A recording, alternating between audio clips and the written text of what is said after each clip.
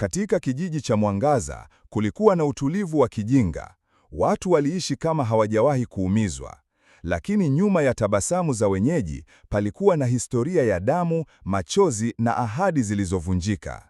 Rehema, msichana mwenye miaka 27, amerudi kijijini baada ya kuishi miaka 15 mjini.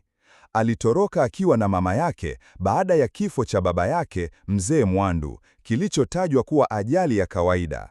Lakini alipokuwa mkubwa, alianza kupata ndoto za ajabu, ndoto zinazomhusisha baba yake, damu na sura ya kijana aliyekuwa akilia gizani. Rehema anarudi Mwangaza kwa lengo moja, kuchunguza kifo cha baba yake.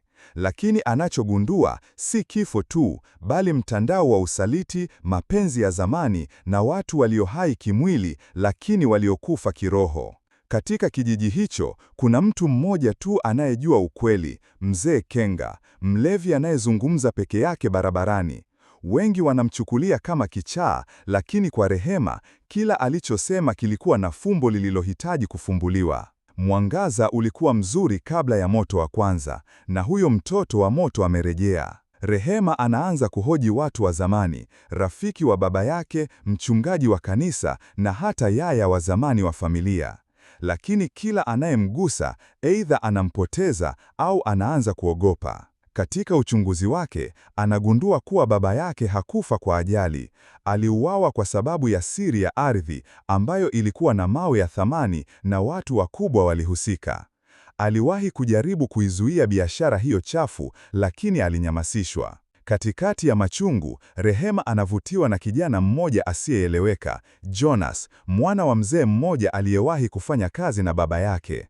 Wanaingia kwenye mapenzi ya ajabu, lakini kuna kitu kinachomfanya Rehema asiamini kila kitu. Siku moja, anapata picha ya zamani, Jonas akiwa mdogo, akiwa ameshika mkono wa baba yake. Lakini Jonas alisema hajawahi kumjua. Ndipo ukweli unadhihirika. Jonas ni mwana wa muuaji wa baba yake. Rehema anachagua kupambana, sio kwa bunduki, bali kwa ukweli. Anaanika hadharani kila kitu katika mkutano wa kijiji. Wengi wanataka anyamazishwe, lakini wengine wanaungana naye. Mambo yanazidi kuwa mabaya, nyumba inachomwa, watu wanatoroka, lakini Rehema hatikisiki. Katika dakika za mwisho, anaamua kulipua sehemu ya machimbo ya siri, kwa msaada wa Kenga, ambaye kumbe ni ndugu wa baba yake, aliyekuwa amejificha kwa miaka kama kichaa, kujua nani ni waaminifu. Miaka miwili baadaye, kijiji cha Mwangaza kinajengwa upya. Rehema anasimamia shule mpya, na ardhi ile sasa ni ya wakulima, si ya wachimba mawe wa kigeni. Jonas yuko jela, lakini Rehema amemsamehe kwa sababu hakuchagua familia alikozaliwa. Na kila jioni, jua linapozama, kivuli cha jana huonekana kwenye ukuta wa shule, kama ukumbusho kwamba ukweli unaweza kufichwa, lakini hauwezi kufutwa.